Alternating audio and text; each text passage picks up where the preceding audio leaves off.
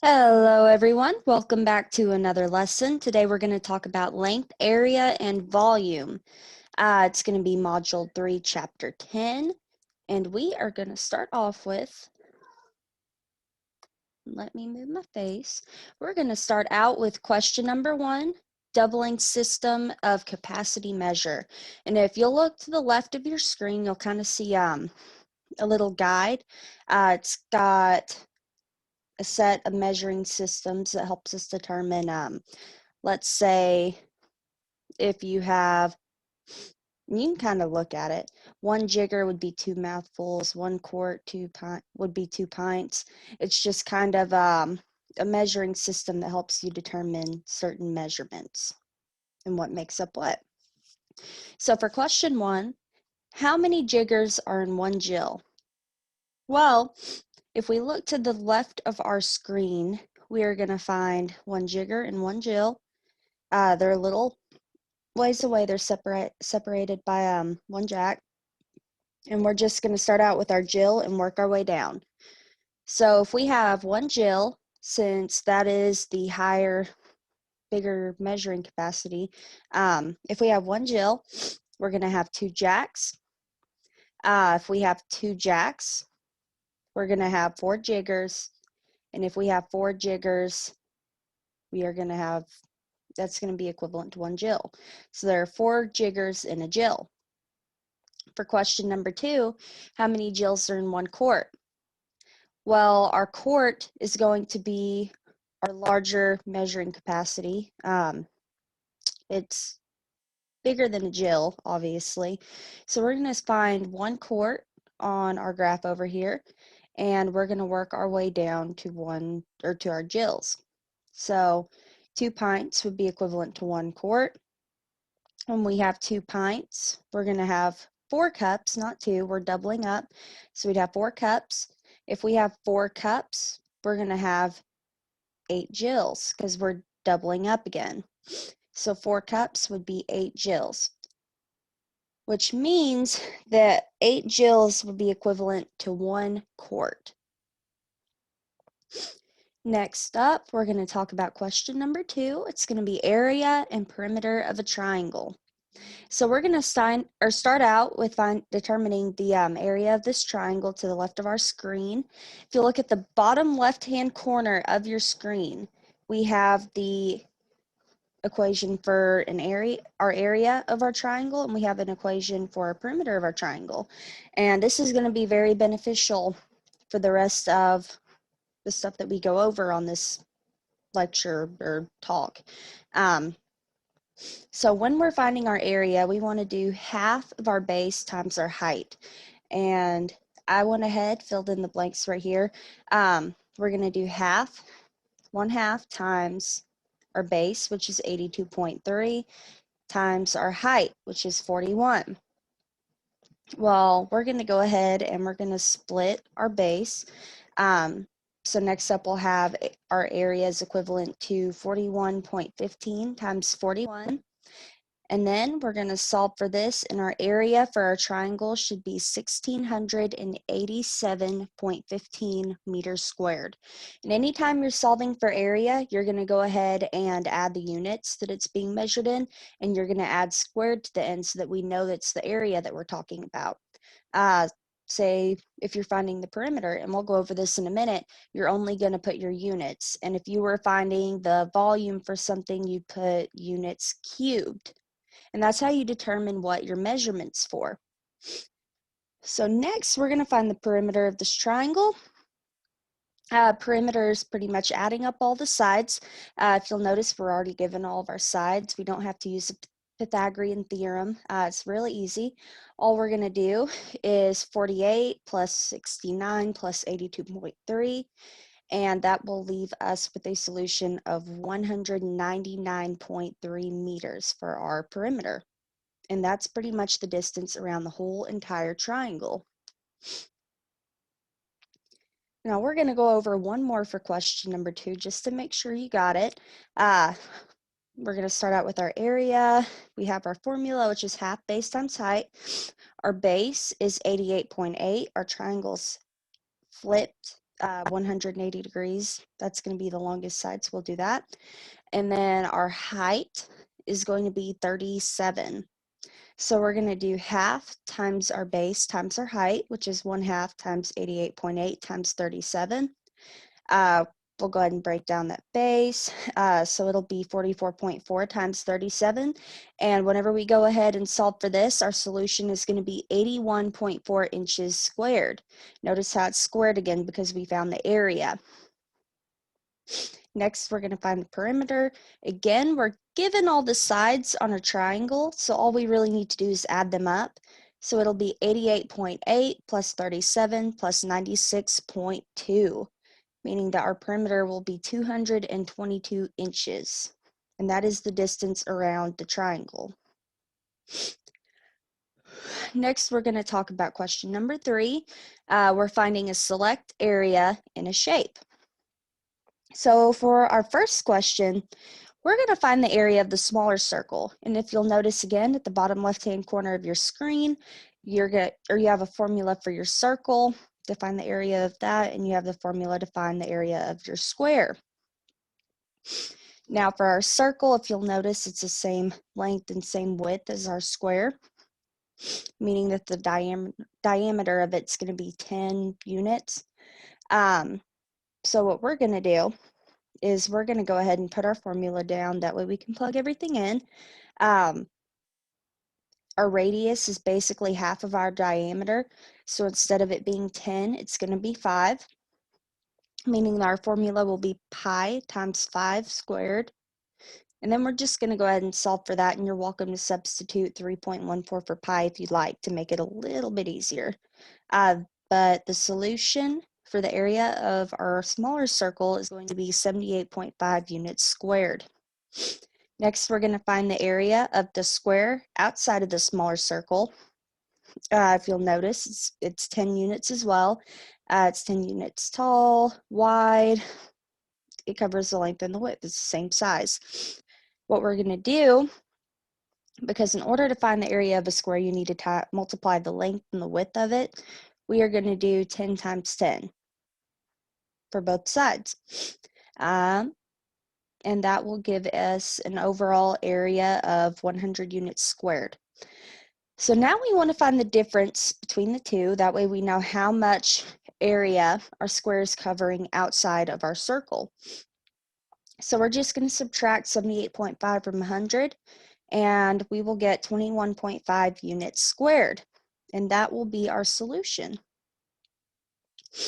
Next, for question number 4, we're going to find a select volume/area in a 3D model. The picture is a little blurry, but you kind of get an idea. We have a cylinder, we have a sphere in the cylinder, and then we have a cone. And if you look to the left of your screen, you may want to memorize these. These are very, very crucial, important formulas. They'll definitely help you out a lot as far as finding volume goes. But we have the formula for the volume of a sphere, the formula for the volume of a cylinder, and the formula for the volume of a cone. And we're going to use these to actually solve some simple equations in order to find, I want to say, when you go to divide certain volumes by other volumes. So for example, in this problem right here, we're discussing how to divide the volume of a cylinder by the volume of a cone. We're not given any set amounts other than R and 2R. So what we're going to do is we're going to cancel out what we can, and we're going to come up with our own ratio to help us better solve this problem. And then that'll kind of decrease steps for solving the problem. So first of all, the top and bottom formula both have pi. We're going to go ahead and mark those out because it's dividing pi by pi. Next, we're going to mark out r squared because you have it on the top and the bottom. And other than that, there's really not much else that you can do. So your final formula is going to be h, your height, over h divided by 3 in parentheses. And that's just a simplified version of the problem that you would use to solve for this. Next, here's another example. We already have our formulas plugged in. We're going to divide the volume of a sphere by the volume of a cone.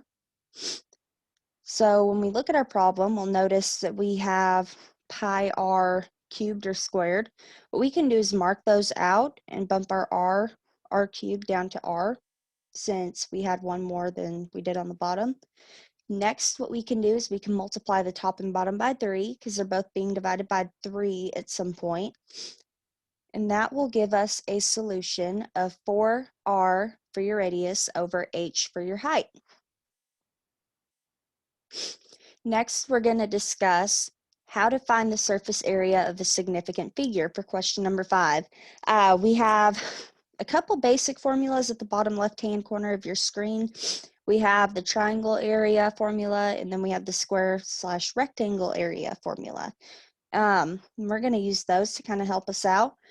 First of all, we need to find the two missing sides on the point of our figure. As you can see, I went ahead and put a black line across. That way we could get a triangle out of part of our figure and a square out of the other part. And then that'll make it easier to determine surface area and get everything added together. So first, if you'll notice, this one side over here is 17, meaning the other side needs to be 17 for it to be a square, or a rectangle, I apologize. So we're going to subtract 17 from 26, meaning that this excess bit for our triangle is going to be 9 centimeters. Next, you can either, there are two ways to do this. One's a little more difficult, the other one pretty simple. You can either look at your rectangle. If you'll notice, the line opposite from the line that I created is 12 centimeters long, so my line has to be 12 centimeters long. Another way to solve for this is to do the Pythagorean theorem, just to double check. The Pythagorean theorem is going to be a squared plus b squared equals c squared. Well, c squared is going to be your hypotenuse, and our hypotenuse is 15 centimeters. A or B, you can plug in 9 for, and then solve for the other one. So if you look down at the bottom, I plugged in my 15, rearranged my problem a little bit, to where I have 15 squared minus 9 squared, and then I went ahead and did my square root to get it out of the way. And my solution was 12 centimeters, which matches up with my other line. So we're going to plug that in. And next what we're going to do, we're going to multiply and kind of get some of our surface areas to add them up. So first off, our square, we're pretty much going to do length times width to find the surface area of that. So 26 times 12, which will give you 204 centimeters. And since we have that on both sides of our figure, the top and the bottom, we're going to go ahead and multiply that by 2 so that we have that surface area double. Next, we're going to find the surface area of our triangle. And this is going to be our half of our base times our height. You can go ahead and plug that in your calculator if you want. I went ahead and did that earlier and got 54 centimeters, and then I went ahead and multiplied that by 2 as well. Put a times 2 next to it, because we have the same figure on the bottom of the object too. Next, I found the length of the side of my figure where my 9 is, and that was 36 centimeters squared. And then I found my side over here, other side, where my hypotenuse is on my triangle, and went ahead and found the surface area for that, 15 times 4, because our shape is 4 centimeters all the way. We're going to do 15 times 4 and make it 60 centimeters. Next, we're going to do 17 times 4, and we get 68 centimeters. And since we have a match on the other side for our rectangle, we can multiply that by 2. And that will help us find our overall. Next, we have our side and the back, which is going to be 12 times 4 for length times width, and we get 48 centimeters. So now what we're going to do, we have all of our sides. It's going to be real simple. We just add everything up. So I set up my equation, I added it all up, and overall, the surface area for this figure is going to be 796 centimeters squared. And the reason why it's squared is because we found area. Next, for question number 6, we're going to find the surface area and volume of significant figures, 3D significant figures to be exact. You can see a cylinder and then a sphere split in two where the cylinder's at. So you have 1/2 on one side, 1/2 on the other. What we're going to do, we are going to find the surface area of our sphere first. And if you look at the bottom left-hand corner of your screen, you'll notice that I have both formulas up, the one for a sphere and the one for a cylinder. We're going to start out with our sphere one, go ahead and throw it down, and then we're going to plug our information in. Now with our sphere, it's 8 feet across. It's the same with our cylinder. That's going to be our diameter if it's all the way across. Our radius is going to be half of that. So we're going to plug in 4 instead of 8 for our radius, making our problem 4 pi 4 squared. 4 times pi times 4 squared. Next, we're going to solve for that, and we should get 200.96 feet cubed. After that, we're going to find the surface area of a cylinder. I went ahead and put my my equation down, that way I could plug things in. So I went ahead, I put in my radius of 4, my height, which is 21, and I put in my radius of 4 in the second half of the equation as well. And then I just went ahead and solved for it. So the surface area of my cylinder altogether would be 232.36 feet cubed. Now next, what we're going to do, we want an overall surface area for the whole entire figure. So we're going to add the surface area of our sphere with the surface area of our cylinder, and we should get a total of 433.32 feet cubed. And that's going to be the solution for our problem. That is it for today, guys. I hope everything was clear. If you have any issues, just comment, let me know. We'll get it figured out. Other than that, have a great day.